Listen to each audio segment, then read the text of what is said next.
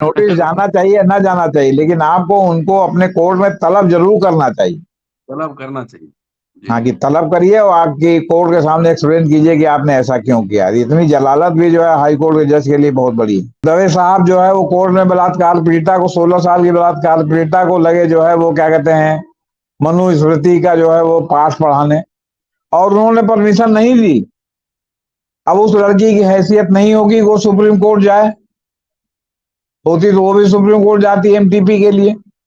तो आप ये बताइए, एक तो पहले से ही वो बलात्कार पीड़ित, दूसरी बात ये कि फिर वो हाई कोर्ट जाए, फिर हाई कोर्ट के बाद सुप्रीम कोर्ट जाए।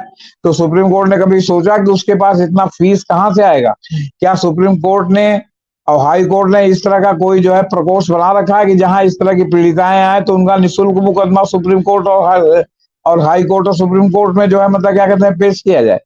कि जो बलात्कार के मामले हैं, जहां जब विक्टिम आपके पास जाता है और आप उसको जो है देते हैं परमिशन कि हाँ आप एमटीपी करा लो, तो जहां बलात्कार का एफआईआर दर्ज हो वहां आपके परमिशन की क्या जरूरत है? फिर तुषार मेहता साहब जो है क्या कहते हैं, उन्होंने जो है सीन में इंटर हुए, मतलब हस्तक्षेप किया उसमें। और हस्तक्षेप करने के बाद कहा कि आप लोग जो है वो जज बहुत ईमानदार हैं, बहुत मेहनती हैं, बहुत कर्तव्यनिष्ठ हैं, कोई गलतफहमी हो गई होगी, आप इस आदेश में जो आदेश करना चाहें कर दें, लेकिन कोई टिप्पणी न करें, इससे जो है वो जज का जो है मन हतोत्साहित होगा, इससे पूरी जो है गुजरात हाई कोर्ट के जो है मनोबल पर जो है असर पड़ेगा। तो जस्टिस नागरत्ना ने कहा कि जब ये हमारे संज्ञान में लाया जा रहा है तो हम इस पर टिप्पणी कैसे ना करें। लेकिन वो काफी, उन्होंने आज भी जो है मिन्नतें की, तो एक महीने में लगभग दो दो 1.5 महीने में 2 बार जो है उनको गुजरात हाई कोर्ट के जजों के बचाव में सॉलिसिटर जनरल को आना पड़ा।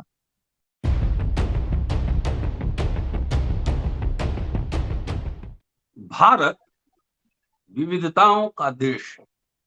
तरह तरह की बोलियां, भाषा, संस्कृति, खान पान, कायदे तमाम। लेकिन इन सब को बांधता है भारत का संविधान।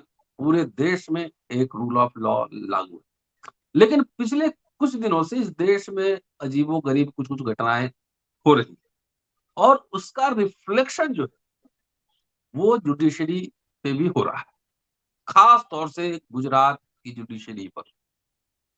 क्या हो रहा है इस एपिसोड में पूरी बातचीत करने वाला।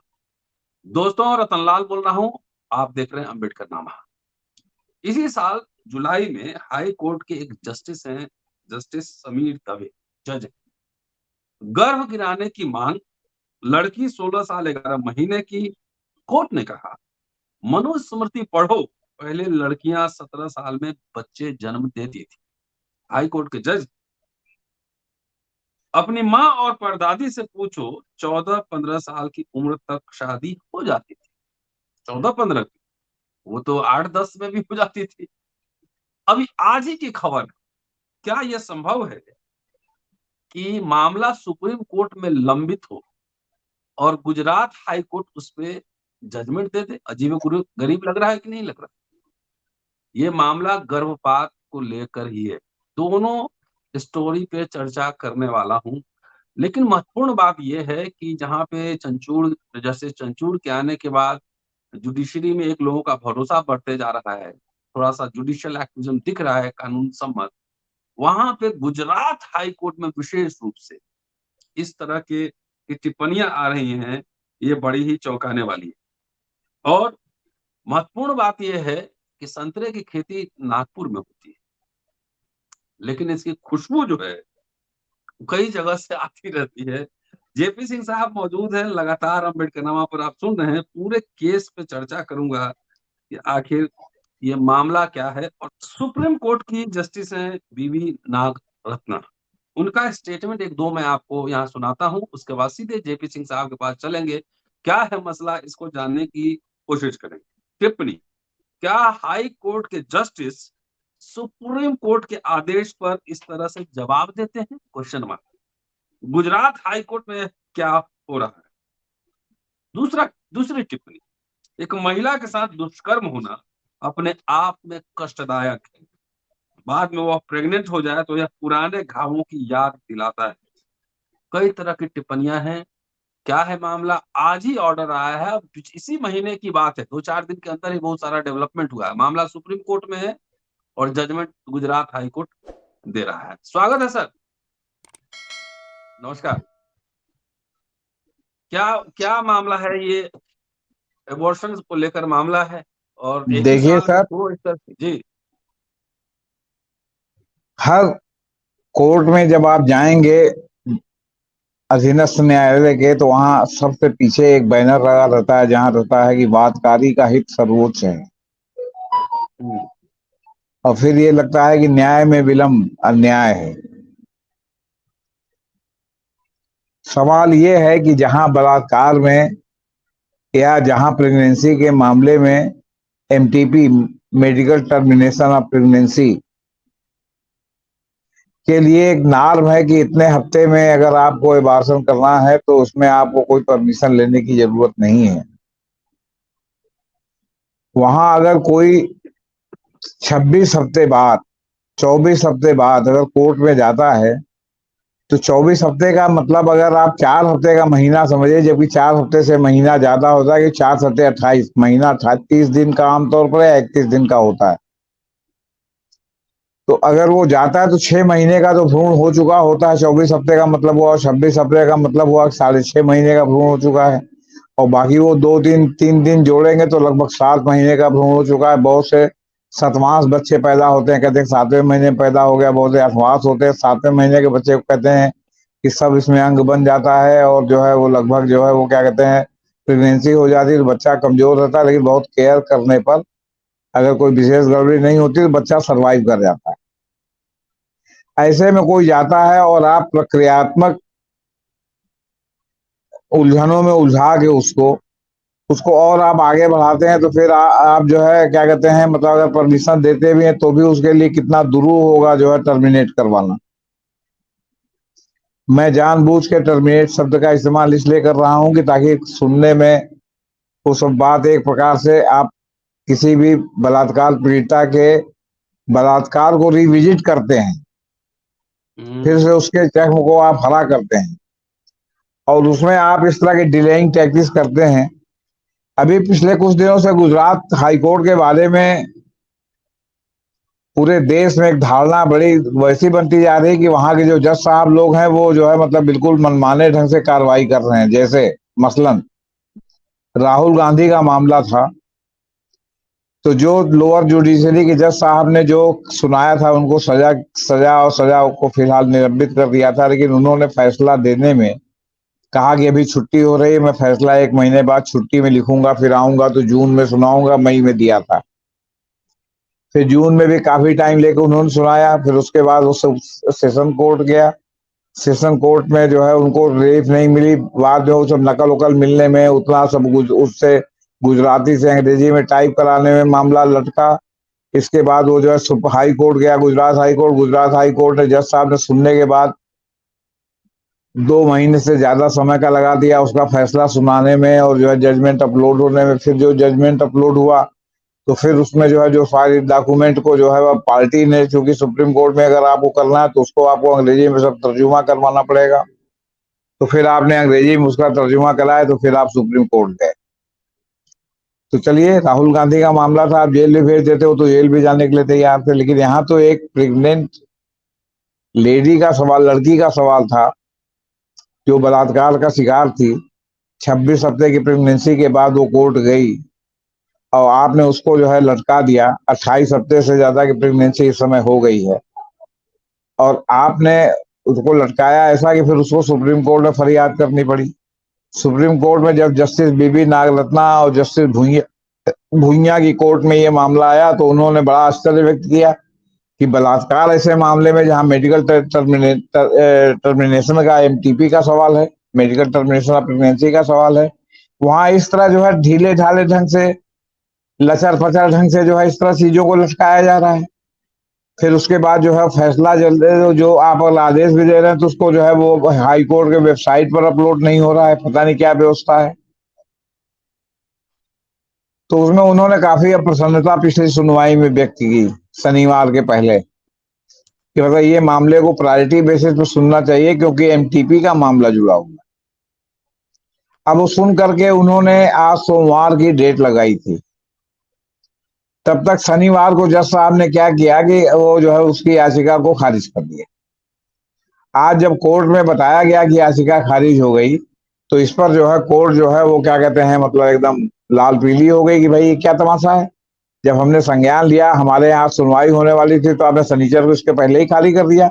मतलब आपने खारिज कर दिया, मतलब आपने सुप्रीम कोर्ट के मतलब उसको एक प्रकार से मतलब उसका अवमानना की।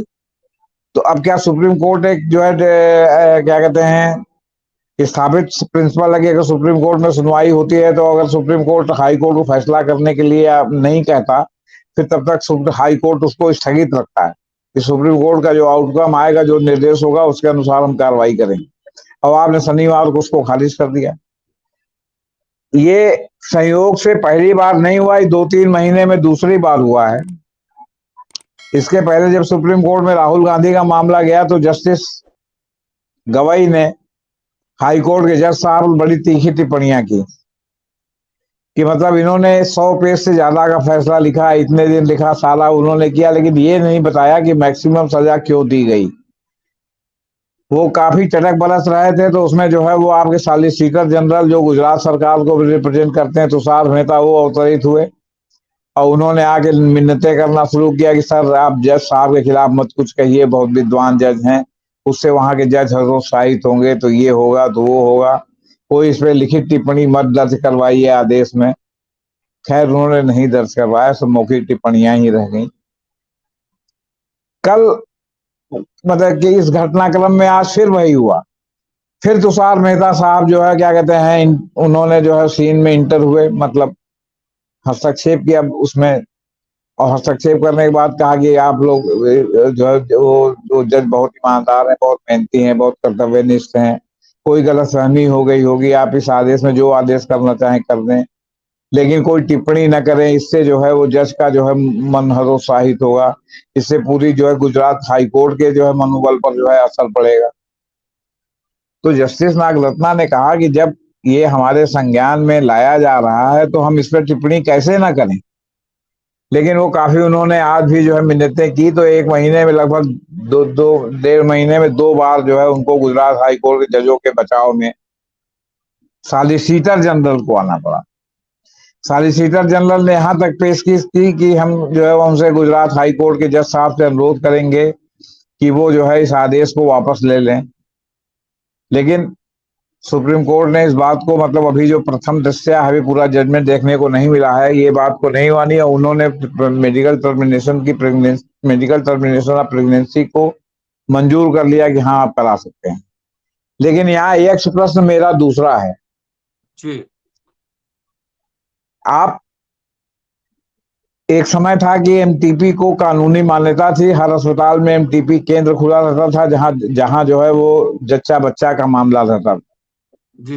लेकिन फिर आया कि साहब ये लोगों ने उठाया कि साहब भ्रूण हत्याएं हो रही हैं, क्योंकि यहाँ सिद्धांत पर बहस करने वाले हमारे देश में बहुत दूसरे लोग हैं, जो खुद ही जो है काला पैसा पैदा करने के रास्ते लोगों को बताते रहते हैं।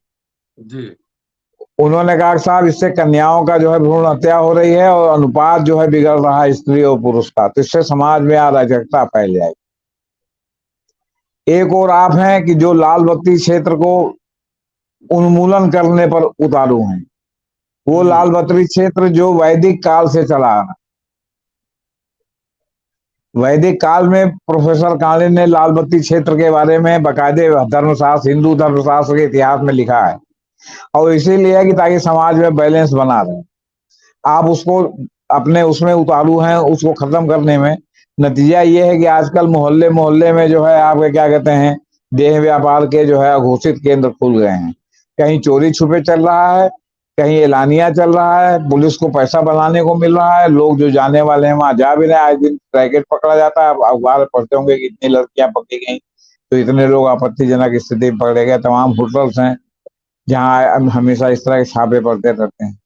और दूसरी ओर आप एक आपने जो है वो मुखौटा ओढ़ रखा है, क्या कहते हैं साहब हम एमटीपी की परमिशन नहीं देंगे क्योंकि उससे भ्रूण हत्या हो रही है। चलिए भ्रूण हत्या हो रही है, आप नहीं दे रहे हैं, लेकिन जो बलात्कार के मामले हैं जहां जब विक्टिम आपके पास जाता है और आप उसको जो है देते हैं परमिशन, कि हाँ आप एमटीपी करा लो, तो जहां बलात्कार का एफआईआर दर्ज हो वहां आपके परमिशन की क्या जरूरत है?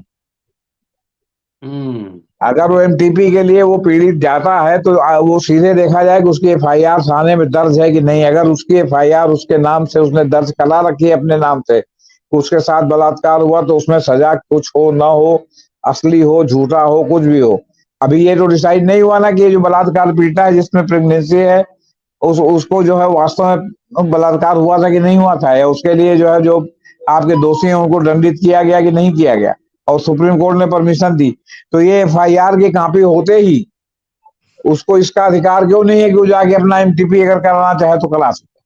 क्यों जो है ये इसमें 13 वाया मीडिया है, और पहले वो हाई कोर्ट जाए, वहां से ना मिले तो सुप्रीम कोर्ट जाए, तो इतना तो उसके बाद मुकदमा लड़ने के लिए पैसा होना चाहिए कि हाई कोर्ट में जाए, वहां वकील करे, वहां फीस जमा करे, फिर सुप्रीम कोर्ट जाए, वहां वकील करे, वहां फीस जमा करे, मतलब लाखों रुपया खर्च करे अपने एमटीपी का, और पीड़ित पहले से ही है वो बलात्कार। तो ये इस तरह का जो है वो दोहरा जो है पन क्यों नहीं हमारे माननीय सुप्रीम कोर्ट से ये आदेश आता कि जिस मामले में बलात्कार की रिपोर्ट दर्ज अगर होगी और उसमें जो है क्या कहते हैं रिपोर्ट दर्ज होगी, तो पीड़िता जब चाहे उस रिपोर्ट के आधार पर अपना एबार्शन करवा सकती है, एमटीपी करवा सकती है। तो इसमें इतना रायता ही ना फैले कि पहले हाई कोर्ट जाए, सुप्रीम कोर्ट जाए, तो फिर वो जवाब मांगे, तो फिर ये करें, तो फिर वो करें, और या तो फिर ये व्यवस्था हो जाए कि अगर कोई भी बलात्कार पीड़िता, चाहे उसके जितने हफ्ते की प्रेगनेंसी हो, अगर वो हाई कोर्ट में जाके गुहार करती है तो समरी डिस्पोजल हो जाना चाहिए इसका समरी डिस्पोजल हो जाना चाहिए। समरी डिस्पोजल का मतलब कि भाई आया, हाँ ठीक है जाइए कराइए, डॉक्टर को जो निर्देश देना हो दे दीजिए कि भाई इसमें सावधानी बरतें या ना बरतें। ये हाई कोर्ट और सुप्रीम कोर्ट जाए ही क्यों मामला बलात्कार का, ये एक प्रश्न नहीं है? अच्छा, अब इसके पहले जो समीर दवे का आपने नाम बताया, तो दवे साहब जो है वो कोर्ट में बलात्कार पीड़िता को 16 साल की बलात्कार पीड़िता को लगे जो है वो क्या कहते हैं मनुस्मृति का जो है वो पाठ पढ़ाने, और उन्होंने परमिशन नहीं दी। अब उस लड़की की हैसियत नहीं होगी वो सुप्रीम कोर्ट जाए, होती तो वो भी सुप्रीम कोर्ट जाती एमटीपी के लिए। तो आप ये बताइए, एक तो पहले से ही वो बलात्कार पीड़ित, दूसरी बात ये कि फिर वो हाई कोर्ट जाए, फिर हाई कोर्ट के बाद सुप्रीम कोर्ट जाए, तो सुप्रीम कोर्ट ने कभी सोचा कि उसके पास इतना फीस कहां से आएगा? क्या सुप्रीम कोर्ट ने और हाई कोर्ट ने इस तरह का कोई जो है प्रकोष्ठ बना रखा है कि जहां इस तरह की पीड़िताएं आए तो उनका निःशुल्क मुकदमा सुप्रीम कोर्ट और हाई कोर्ट और सुप्रीम कोर्ट में जो है मतलब क्या कहते हैं पेश किया जाए, वकील उनको निःशुल्क मिले और मतलब ये मिले, और इसमें कोई प्रक्रियात्मक गल वो देरी ना हो, मतलब सब जो है विद इन वीक होना चाहिए, इसका समयबद्ध प्रोग्राम होना चाहिए। तो ये मामला है सब। महिला का प्रश्न जो है, जेंडर क्वेश्चन, दुनिया भर में बहुत सेंसिटिव मसला माना जाता है। भारत सबसे बड़ी लोकशाही है, और गुजरात हाई कोर्ट के जज से इस तरह की प्रतिक्रिया, और आपने पहले इतिहास भी बताया कि राहुल गांधी के मामले में हो चाहे कुछ और, जून का जो मसला है, दवे का मसला है, जस्टिस दवे का मसला है, इस तरह की टिप्पणी करना ये क्या संकेत देता है? क्या सुप्रीम कोर्ट और मतलब ठन्ने के मूड में है क्या गुजरात हाई कोर्ट? बात ये नहीं है सर, बात असली ये है, ठल्ने के मूड में नहीं है, बात ये है कि जब आप जी। वैचारिक रूप से प्रतिबद्ध लोगों को जुडिशरी में ले आएंगे, तो जुडिशरी में वो अपने इस तरह के मुख्य विचार, और वो विचार ऐसे कि जिसको वो जजमेंट में नहीं लिखाते, अदालत में व्यक्त करके अपना जो है वो मतलब वो टिप्पणियां व्यक्त करके अपनी पहचान बताते हैं कि वो हैं क्या, तो क्या होगा? सबसे बड़ी बात यह है कि अदालत में जो टिप्पणियां होती हैं, या तो आप उनको कह दीजिए कि ये टिप्पणियां किसी भी प्रकार किसी भी मीडिया या किसी भी जो है वो क्या कहते हैं न्यूज चैनल या लिखित में नहीं आएंगी जब तक वो जजमेंट में लिखी ना हो, या तो आप इसका निर्देश दे दीजिए कि हमने ऑब्जर्वेशन क्या है ये महत्वपूर्ण नहीं है। अक्सर ऑब्जर्वेशन को लोग जजमेंट समझ लेते हैं, सोचते हैं कि जज साहब का माइंडसेट ऐसा है, तो ऐसी बातें। अब यहाँ तो जजमेंट में लोग जो है गो सेवा के लिए लिखते हैं, जमानत दे रहे हैं, कहने जाके आप 1 महीना 6 महीना जो है गाय का गोबर साफ कीजिए, गाय का जो है वो पेशाब का वो साफ कीजिए, ये सीआरपीसी में कहीं है क्या? तो सवाल है कि जब उस तरह के माइंडसेट के लोगों को आप ले आएंगे तो वो जो है जो अपने व्यक्तिगत आग्रह दुराग्रह हैं उसको अपने वो ऑब्जर्वेशन में कहेंगे, वो कानून और संविधान से फिर इतर हो जाता है मामला। जी आप ये कहिए कि सीआरपीसी में ये प्रावधान है तो इस पर आपका क्या कहना है? ये इंग्रेडिएंट है जिसके आधार पर आप दोषी पाए जा रहे हैं, तो इस इंग्रेडिएंट के बारे में देखिए। हर जो आपके धारा है आईपीसी की, उस धारा में उसके नीचे एक्सप्लेनेशन में लिखा हुआ है कि किन किन मामलों में ये धारा लागू होगी। तो माना जाता है कि धारा का इंग्रेडिएंट है, ये इंग्रेडिएंट होगा तो ये मर्डर होगा, और ये इंग्रेडिएंट नहीं होगा तो ये culpable homicide not amounting to murder होगा। हम्म तो सवाल इस बात का है कि आप जब इंग्रेडिएंट आप लिख दीजिए और सबसे पहले ये डायरेक्शन दीजिए कि पहले इंग्रेडिएंट पर जो है फैसले में लिखा जाना चाहिए कि इंग्रेडिएंट में कौन कौन से इंग्रेडिएंट, अगर 3 इंग्रेडिएंट 4 इंग्रेडिएंट हैं तो इसमें कौन कौन से मापदंडों पर ये अपराध जो है वो क्या कहते हैं योजित होना सिद्ध होता है। इसके आधार पर आप सजा दीजिए, आप अपने विम्स के आधार पर सजा न दीजिए। ये विम्स ही है, ये जज साहब लोगों का विम्स है जो आज तक डिसाइड नहीं हो पाया कि फांसी की सजा किस मामले में मिलेगी। पॉक्सो में फांसी की सजा का प्रावधान है, लेकिन कितने लोगों को फांसी मिल रही है? निर्भया वाले तक गए, अलग बात, क्योंकि किसी न किसी स्टेज पर आते आते वो आजीवन कारावास में टल जाती है, या फिलहाल विचाराधीन होने के नाते वो फिलहाल टाल दी जाती है, और बाद में होता है बड़ा विलंब हो गया, पीड़ित को बहुत ही मानसिक यंत्रणा का जेल में सामना करना पड़ा। ये सब जुमला जज साहब लोग इस्तेमाल करते हैं, माननीय जज साहब। अरे जब उसने ऐसा हीनियस क्राइम किया तो उसको चाहे जितनी मानसिक प्रताड़ना हो किया तो उसका दंड उसको मिलना चाहिए। ये कौन सा आधार हो गया कि जेल में रहने के कारण उसको मानसिक यंत्रणा हुई इसलिए वो फांसी की सजा नहीं मिलेगी? क्यों नहीं मिलेगी? आप या तो स्टेट कानूनी किताबों से फांसी की सजा हटा दीजिए। आपने पहले कहा कि रेयर केसे में मिलेगा, फिर आपने कहा कि rare of the rarest cases में मिलेगा, फिर आपने कह दिया कि rare of the rarest of the rarest cases में मिलेगा। तो क्या है? आप राजीव गांधी के हत्यारों की फांसी की सजा को जो है क्या कहते हैं आजीवन कारावास में बदल देना है। आप पंजाब में वहां के मुख्यमंत्री के हत्यारे की फांसी की सजा को आजीवन कारावास में बदल दे रहे हैं। आप जो चाहे आजीवन कारावास में बदल रहे हैं, तो फांसी की सजा क्यों आपने कानून की किताब में रहने दिया? आप 142 में तमाम कानून को निरस्त करते हैं, फांसी को भी निरस्त कर दीजिए। आपने पॉक्सो में जो है क्या कहते हैं फांसी की सजा को रखा कि साहब ये बड़ा हीनियस क्राइम है, उसमें फांसी की सजा दी जाएगी, और पॉक्सो में भी अब आप फांसी की सजा नहीं दे रहे हैं। उसमें भी आपका जो है वो क्या कहते हैं जमीर जाग जा रहा है कि अरे किसी मनुष्य को फांसी देना कितना जो है वो है, तो फिर क्यों उसमें कानून की किताब में लिखा है? इसका एक्सप्लेनेशन कौन देगा? इसका explanation high court, supreme court देगा, या मतलब जेपी सिंह देंगे और रतन लाल जी देंगे? सर, विवेक देव रॉय संविधान बदलने की बात करते हैं, सरकार अपना हाथ पीछे खींच लेती है, कहती है कि व्यक्तिगत उनका ओपिनियन, भले उनके ओपोजिशन पार्टी के लोग व्यक्तिगत ओपिनियन भी थे तो उनका एफआईआर दर्ज हो जाता है। वो अपने पद पे बने हुए हैं और सरकार व्यक्तिगत ओपिनियन मान के उस पर कार्रवाई नहीं हो रही।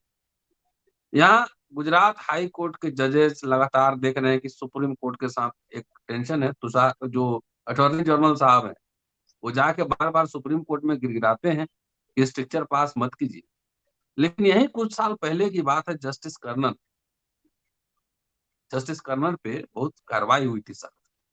क्या इस तरह के मामला सुप्रीम कोर्ट में है, Gujarat high court order pass कर रहा है, केस निरस्त कर रहा है, क्या ये डिसिप्लिनरी एक्शन का मामला नहीं, कार्रवाई नहीं होनी एकदम चाहिए? 101% है। सुप्रीम कोर्ट को जो फैसला देना हो दे, अगर वो गुजरात हाई कोर्ट पर स्ट्रक्चर पास कर रहा है तो फिर डिसिप्लिनरी एक्शन का भी मामला है, जैसे जस्टिस कर्नल के साथ हुआ था। लेकिन जस्टिस कर्नल ने एक गड़बड़ी ये की थी कि वो अपने ही चीफ जस्टिस के खिलाफ कार्रवाई करने पर आमादा हो गए। अगर ये मामला जो है लिटिगेंट या मतलब केवल शाब्दिक होता तो हो सकता है कि मामला इतना गंभीर रूप ना लेता। उस समय जस्टिस एसके कौल वहां के चीफ जस्टिस है और उन्हीं के खिलाफ वो जो है मतलब उसके ऊपर आमादा होगी। और अगर इस तरह की अनुशासनहीनता होगी किसी भी कोर्ट में तो कोई भी कोर्ट चल नहीं सकती। इवन कि सुप्रीम कोर्ट में मान लिया कि केस लगाने के लेके या केस की सुनवाई को लेके या किसी केस को किसी के यहाँ से हटाने को लेकर के जैसे 4 जजों ने प्रेस कॉन्फ्रेंस की थी, जस्टिस गोगोई, जस्टिस लोकूर और 2 जजों और जस्टिस चिलमनेश्वर, तो इन लोगों ने जो प्रेस कॉन्फ्रेंस की थी, लेकिन करने के बाद वो फॉल इन लाइन थे, मतलब क्या कहते हैं, जो चीफ जस्टिस का जो भी जो है क्या कहते हैं फैसला था उसमें वो सुनते थे। ये नहीं करते थे कि नहीं आपने हमको ये मुकदमा दिया तो ये हम नहीं सुनेंगे, इसको आप अपने चाहते जज से सुनवाइए। उन्होंने उनके कार्यशैली पर प्रश्न उठाए थे, लेकिन बाकी उन्होंने उनके कार्यशैली में हिंड्रेंस नहीं डाला। लेकिन जस्टिस कर्नन के मामले में स्पेसिफिक बात ये थी कि ये हिंड्रेंस डालने लगे। जो मामला जो है वो क्या कहते हैं आपके नया अनुशासनहीनता की कार्रवाई की सीमा में आ गया। लेकिन अब जिस तरह गुजरात हाई कोर्ट में स्ट्रक्चर पास हो रहा है, तो अभी तक स्ट्रक्चर ही पास होता रहा, अभी तक कहाँ किसी जज के खिलाफ कोई कानूनी कार्रवाई हुई। एग्जैक्टली। और क्यों? क्योंकि हमारे संविधान में जब जज एक बार आप बना देते हैं तो उसको महाभियोग के अलावा हाई कोर्ट और सुप्रीम कोर्ट में उसको नहीं हटाया जा सकता। और महाभियोग कैसे लाएंगे? वहां भी पॉलिटिकल मामला हो जाता है, वहां भी ये नहीं मामला, वहां भी विप का मामला हो जाता है, पॉलिटिकल मामला हो जाता है, पॉलिटिकल लाइकिंग डिसलाइकिंग का मामला हो जाता है। आया तो था जस्टिस दीपक मिश्रा के खिलाफ महाअभियोग, लेकिन वो मामला फुस हो गया क्योंकि वो जो उसमें उतने सदस्य ही नहीं जुट पाए। विपक्ष ने तो नोटिस दिया था, लेकिन भाजपा दीपक मिश्रा के साथ खड़ी थी, इसलिए उनके खिलाफ महाअभियोग नहीं हो पाया। चूंकि उनके खिलाफ महाअभियोग आ गया था, इसलिए उनको अभी तक सरकार ने कहीं समायोजित नहीं किया। ना आया होता तो समायोजित भी हो गए होते अब तक, जिस तरह और लोग समायोजित हो जा रहे हैं। कोई ट्रिब्यूनल का बन जा रहा है, तो कोई जो है मानवाधिकार आयोग में चला जा रहा है, तो कोई कहीं चला जा रहा है, तो कोई कहीं चला जा रहा है, कोई लॉ कमीशन ऑफ इंडिया में चला जा रहा है। जी। नहीं तो नोटिस तो जाते रहना चाहिए कम से कम नोटिस नहीं, नोटिस जाना चाहिए ना जाना चाहिए, लेकिन आपको उनको अपने कोर्ट में तलब जरूर करना चाहिए। तलब करना चाहिए। जी हाँ, कि तलब करिए और आपकी कोर्ट के सामने एक्सप्लेन कीजिए कि आपने ऐसा क्यों किया। इतनी जलालत भी जो है हाई कोर्ट के जज के लिए बहुत बड़ी है। बहुत है। जी जी। जी। जी। चलिए सर, शुक्रिया सर, बहुत बहुत ही महत्वपूर्ण और ब्रेकिंग न्यूज है। न्यायपालिका में भी कुछ अजीब व गरीब हो रहा है। मामला सुप्रीम कोर्ट में, अब ऑर्डर पास हो रहा है हाई कोर्ट में। सुप्रीम मैं कोर्ट ने आपसे बहुत एक गंभीर। अनुरोध का एक आपके माध्यम से मैं अनुरोध करना जी चाहता हूं कि माननीय सुप्रीम कोर्ट चीफ जस्टिस हों, जो वरिष्ठ जज हों या जो सुन रहे हों, वो क्लियर कट प्लस माइनस का नाम क्यों माइक को ऑन आप कीजिए, माइक ऑन कीजिए। हाँ जी जी, आप प्लस रिपीट और कर। माइनस का नाम क्यों नहीं बनाते? क्यों नहीं बांध देते कि उस बांध देने के पैरामीटर से बाहर निकल करके कोई जो है वो अंड का बंड का संड फैसला ना दे? क्यों नहीं आप जो है ये कहते कि जो बलात्कार पीड़ित है उसको कोर्ट आने की जरूरत नहीं है, उसकी चाहे जितने महीने की प्रेगनेंसी हो टर्मिनेट करा सकता है, बस उसके पास एफआईआर की कॉपी होनी चाहिए, वैलिड एफआईआर की। जी तो ये कर दें तो आपको समझ लीजिए कि आपको बता दें कि मतलब सब बांध दें, आपसे बता दें। इस तरह आप क्यों नहीं कहते कि जो बहुत व्यक्तिगत ऑब्जर्वेशन है ये जो है मीडिया में नहीं जाएगा, जो जो फैसले में लिखा रहेगा ऑब्जर्वेशन वही मीडिया में जाएगा, तो इससे भी रायता ना फैले।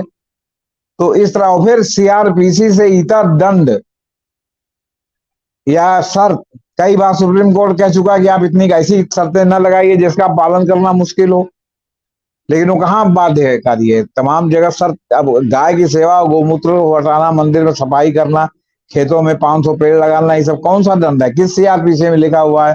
किस पीआर में किस प्रावधान के तहत ये सब दंड दिया जा रहा है? तो आपने जुडिशरी का रायता खुद जुडिशरी ने फैलवा रखा, तो उसमें हम और आप क्या करेंगे? हम और आप इसी तरह जो विद्रूपता पर बहस करेंगे। इस विद्रूपता को दूर करने का ठोस प्रयास जुडिशरी के और अपर सर्किट से होना चाहिए, जी जी। टॉप सर्किट से होना चाहिए। अभी जस्टिस चंद्रचूड़ ने देखिए महिलाओं के लिए हैंडबुक जारी कराया, तो उसी तरह उनको ये भी जारी कराना चाहिए कि जो है क्या कहते हैं इस तरह के सब मामलों में हैंडबुक में आप क्या कह सकते हैं और क्या नहीं कह सकते। और फिर आपका जो व्यक्तिगत आग्रह और दुराग्रह है, कृपया उसको जो है क्या कहते हैं मतलब जजमेंट, संविधान और कानून के शासन से कृपया इसको अलग रखिए। जी, जी। बहुत बेहतरीन चर्चा और शुक्रिया सर। और दोस्तों, जेपी सिंह साहब हैं, पूरा बेबाक, स्पष्ट और तार्किक बात करते हैं। पूरा वीडियो देखिए, शेयर और सब्सक्राइब करते रहिएगा। जल्दी मिलता। शुक्रिया सर, थैंक यू।